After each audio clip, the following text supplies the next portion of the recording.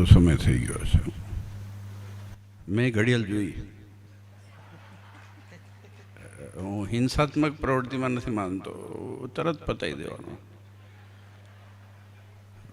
આટલા હાર પહેર્યા ને એટલે આ મોડું થયું, નહીં તો ક્યારનું પતી ગયું. 12 વાગે મેં પીપી સ્વામીને કીધું તું એકવાર, મેં પૂછ્યું તું, મેં કીધું આટલા બધા ચરિત્ર આવે છે મહારાજના અને શાસ્ત્ર વાંચીએ છીએ, એમાં મેં ક્યાંય મેં તો નથી વાંચ્યું પણ કંઈક આવે છે ખરું, કંઈક શોધી દો કે દેશ દેશના હરિભક્તોની સભા ભરીને બેઠી હતી, મહારાજ બિરાજમાન હતા અને પછી ફલાણા ગામમાંથી હરિભક્તો આવ્યા ને પછી ઊભા થઈને મહારાજ હાર પહેરાયા. ક્યાંય આવતું નથી. હારનું છે ને પછી આમ મુખારવીને દેખાતા નથી. એટલે હાર કરતાં તમે ઓટોમેટિક હાર છો હરિભક્તો ભગવાનના. હાર છે ને એને જીતમાં આપણે ફેરવી નાખવાની છે. કારણ કે સમય કેમ કે કેટલા હાર પહેરીને પહેરાવો, ના પહેરાવો ને એ તકલીફ થાય પાછી. આમને કોઈને પહેરાવતા નથી ને આ સભા જો તમે, એ ધન્યવાદ છે આ બહેનોને. આપણે શીખવું પડે હો, આપણે બધાએ મેન્ટેનન્સ ફ્રી થતાં શીખવું પડે આપણે. પણ જો બસ લાઇટ વાત છે. હકીકતમાં આ ગામ એવો સત્સંગમય ભગવાનમય છે અને અનેક વાર નાનપણથી આવેલો છું. બધાએ ઓળખાણ મને આપતા હતા અને મને ખબર જ હતી, કારણ કે બધાને ઓળખીએ જ છે. વાણસદમાં મારે મોડું એટલે થયું કેમ કે હું મોટેરા હતો,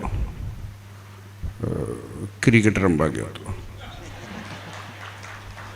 સાચું કહું છું, ના ક્રિકેટ રમવા નહોતો ગયો. આપણા જે સત્સંગીના દીકરાઓની લીગ ચાલે છે એનું ઓપનિંગ હતું અને આખું આયોજન કાળુપુર મંદિર લાલજી મહારાજે કર્યું છે અને એની ઓપનિંગ મેચ એ મોટેરા નરેન્દ્ર મોદી સ્ટેડિયમમાં આપણે રાખી હતી. એટલે આપણા દીકરા દીકરીઓ આ બધું, જો બધી વસ્તુની જરૂર હોય છે ને, સ્પોર્ટ્સે જોઈએ, ફિટનેસે જોઈએ, આનંદે જોઈએ. નકરી માળા કરનાર જો ખાલી માળા કરવા બેહાડી દો તો આમાંથી કેટલા જણા રહે ખબર નથી મને. હું જ જતો રહું, પહેલાં હું જતો રહું. પણ બધું જોઈએ અને છોકરાઓને ઉત્સાહ હોય, આનંદ હોય. મોટા બાપજી આવ્યા હતા મોટેરા, અને વસ્તુ એ છે કે આપણે આપણા આ શેના માટે વાત કહું છું. જો અહીંયા યુવાનો છે ને, બહુ તમારા દીકરા દીકરીઓ બહુ સંસ્કારી છે. તમારા ઉપર ભગવાનના મોટા આશીર્વાદ છે કે દીકરા દીકરીઓ સંસ્કારી છે. બીજા આશીર્વાદ, આ મોટા મોટા આશીર્વાદ છે. બીજા આશીર્વાદ હોય કે ન હોય, મોટા મોટા આશીર્વાદ એ હોય કે આપણા દીકરા દીકરીઓ મંદિર સાચવે, ભગવાન સાચવે, વ્યવસ્થા સાચવે અને પરિવારમાં જે પરંપરા અને સિદ્ધાંતો સાચવે. એનાથી મોટા આ ભગવાનના આશીર્વાદ હોતા નથી.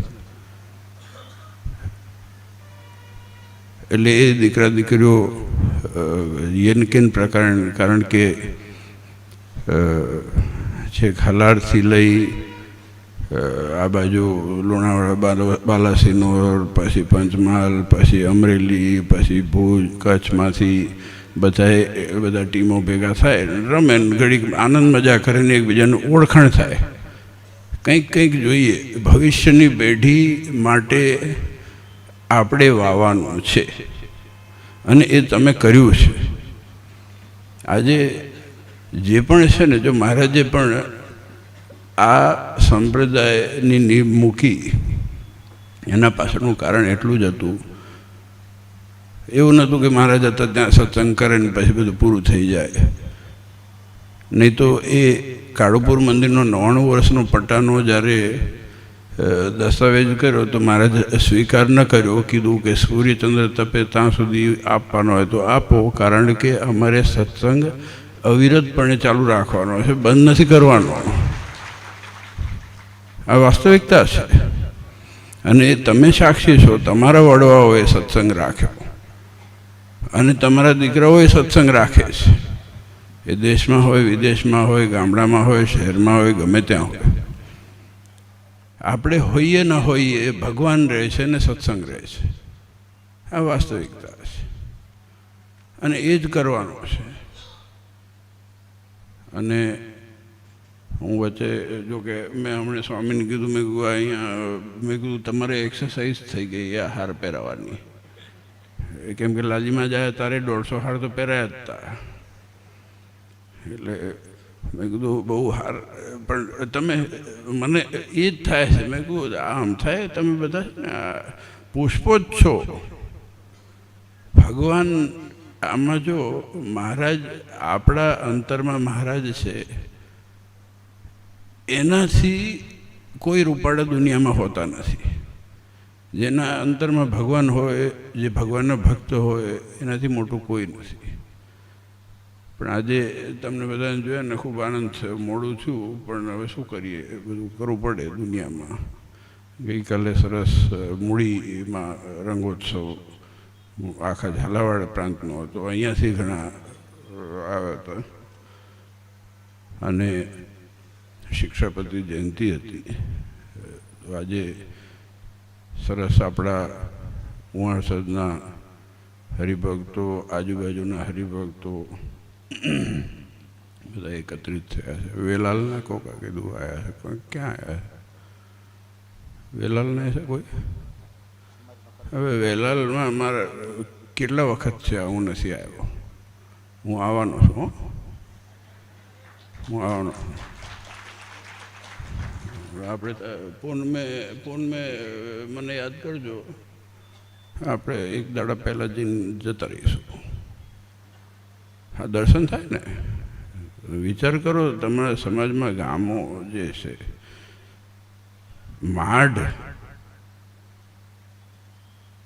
માગવાનું કીધું તો એવું કીધું કે આના નીચેથી ઉપરથી જો કોઈ પશુ પક્ષી નીકળે તો એનું કલ્યાણ થાય. આ સત્સંગ છે, આ સત્સંગ છે.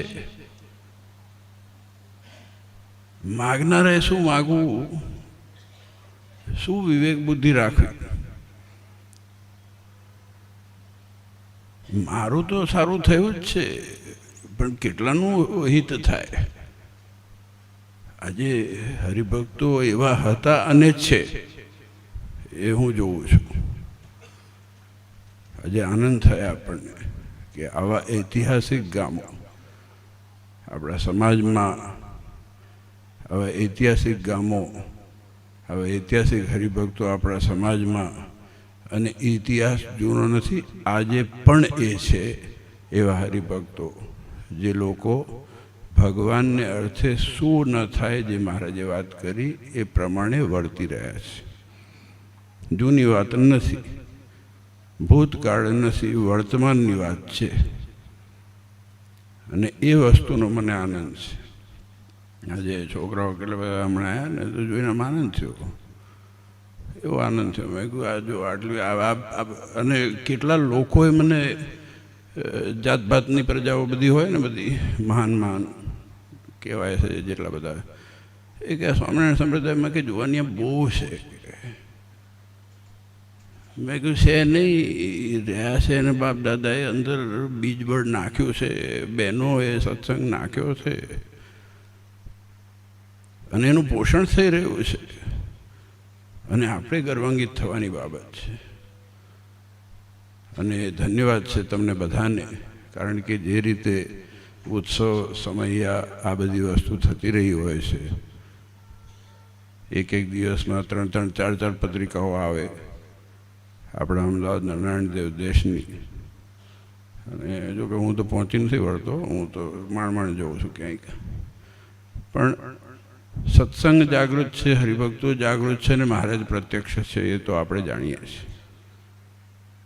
અને આજે સરસ આપણે કામ થયું, સરસ આયોજન થયું, કથાનું તમે શ્રવણ કર્યું. મેં થોડીક ઝલક જોઈ હતી તમારા બધાની, દર્શન કર્યા હતા તમારા બધાનો. આ બધું લાઈવ થઈ ગયું ને એટલે થોડુંક જોઈ લઉં ક્યાં ક્યાં શું છે એવું. પછી કોણ હાજરી આપે છે એ જોઈ લઉં. હા ભાઈ, ધ્યાન રાખવું પડે ને આપણને. મેં અમને કંઈક કીધું હતું મૂડીમાં જ. મેં કીધું તમે મને યુટ્યુબમાં જોજો, કહો અમે ના જોઈએ તમને? તમે અમને જુઓ તો અમે ના જોઈએ? અમારા હરિભક્તો ક્યાં છે, કેમ ના જોઈએ? આજે ભગવાનના આશ્રિત છે તો આનંદ થાય. જો આ કથા બીબી સ્વામી વાંચતા હતા, આમ ફરે ને કેમેરા પર જોઈએ કે કોણ બધા આવ્યા છે, કયા ગામમાંથી આવ્યા છે, અને આનંદ થાય હરિભક્તોને જોઈને. બીજું શું થાય? એનો જ આનંદ છે, અને એ જ આપણી મૂડી છે ને ધરોહર છે. બાકી તો દુનિયા ચાલવાની જ છે. પણ ખૂબ આનંદ આવ્યો. હવે ફરીથી તમને ઘડિયાળ જોવાનું નહીં જોવું પડે. હવે રસોડે જવામાં વાંધો નથી. અન્નકૂટના આરતી ઉતારી અને અન્નકૂટ તમારી રાહ જોવે છે. હવે બહુ મોડું થાય ને વધારે ખવાય તો આફરોય વધારે ચડે, અને એ સારું નહીં. પણ ખૂબ આનંદ થયો. જો આપણા હરિભક્તો બધા આજુબાજુના ગામના આવ્યા છો, સરસ ઉત્સવ થયો. જૂનું ગામ છે. પહેલાં તો મેં કે સ્વામીને કીધું, મેં કીધું આ ક્યાં જઈએ છે? મેં કીધું આપણે તો ચોકમાં જ હોય છે સભા કાયમ. હું સદમાં આવીએ એટલે સીધા આમ થઈને હટ દઈને ચોકમાં, મંદિર સીધે આમ સભામાં, બેનોન મંદિરમાં થઈને. કેટલું બધું ગોખાઈ જાય છે. તમે ભૂલી જાઓ એટલું મને યાદ આવે છે. હા, હકીકતમાં એવું હોય. આ તો મંદિર છે, હરિભક્તો છે, ભગવાન છે. આવું બધું ક્યાં મળે છે? તમે વિચાર કરો. આટલું મહત્વ, પોતાપણું, આ એકબીજા પ્રત્યેનો ભાવ પ્રેમ ક્યાં મળે છે દુનિયામાં? અને એમાંય કોઈ પાછું ફોર્મેલિટી નથી. ફોર્મેલિટી નથી. ભગવાનને રાખી નથી, આપણે ખોટી રાખવાની નથી. બસ ભગવાનનું ભજન કરો અને સુખી થાઓ. જેટલું થાય એટલું શક્ય પ્રમાણે, શક્તિ પ્રમાણે ભજન કરવું, અને આપણે આરામથી રહીએ અને એકબીજા પ્રત્યે હિત જાળવી, ગામ માટે, સમાજ માટે, અને અરસપરસ ભગવાન પ્રત્યે જેટલું મહિમા વધે આપણા જીવનમાં, અને દીકરા દીકરીઓમાં એમાં સંસ્કાર આવે, એટલું કરવાનું છે બસ. તો ધન્યવાદ છે તમને બધાને, ને ખાસ કરીને જે યજમાન પરિવારોએ સરસ આ સેવાઓ કરી છે. ખૂબ ખૂબ ધન્યવાદ છે. આનંદ થયો. પાછા ફરતી વહેલા મળશું અને ભજન કરતા રહેજો અને મજા કરો. ને પછી પાછા અમદાવાદ તો આવો છો તમે બધા, નાના મોટા હરિભક્તો બધા મળો જ છો. પણ ભગવાન તમે જાળવી રાખ્યા છે એનો આનંદ અને એનો ગર્વ છે. હમણે ઉત્તર ગુજરાતની કંઈક લીલાનું પુસ્તક કંઈક મને મળ્યું, સરસ છે. અહીંયા વિમોચન કર્યું. હા, ઠીક. એટલે વાંચજો, નહીં તો પછી ઓડિયો બુક કરજો, કંઈક કરજો. વાંચવાનું તો બંધ થઈ ગયું છે હવે. આ બધા ડબલા આવ્યા ને ત્યારથી બહુ તકલીફ થઈ છે.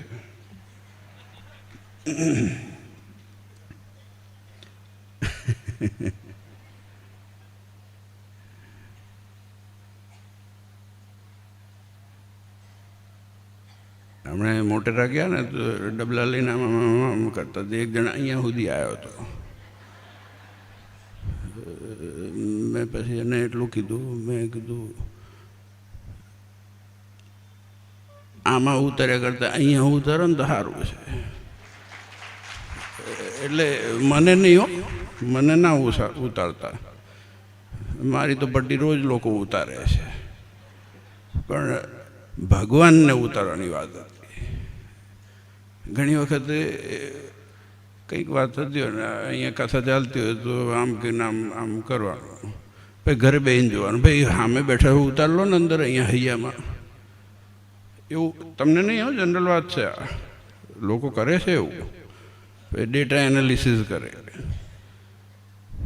મારો એક સિદ્ધાંત છે કે દિવાલમાં લટક્યા કરતાં હૃદયમાં લટકવું સારું. અને એ દિવાલ એક મળી જાય ને, એક માણસ જે ખાલી આપણે કદાચ ઉકલી ગયા ને, દેશી ભાષામાં કહીએ તો કાલ ઉકલી ગયા, તો કોક ખાલી એટલું કહી દે કે માણસ સારો હતો તો આપણું જીવન સાર્થક થઈ જાય. એક માણસ કહી દે તો જીવન એવું જીવું. બધા તો કોઈ દિવસ રાજી થવાના જ નથી, એ તો મારથી જ નથી થતા. હા, વાસ્તવિકતા છે. પણ હું તો રેશિયો રાખું છું કે 40% હશે તો સારું કહેવાય, 60% ભલે ગાળો દેતા. વાસ્તવિકતા એ છે કે એક માણસ જીવનમાં ખાલી એમ કહી દે ના માણસ સારો હતો, એ હૈયે લટકાયેલું કહેવાય. દિવાલમાં તો લટકી લટકીને ઊંધી જામી ગઈ. આ વાસ્તવિકતા છે જીવનમાં છે ને.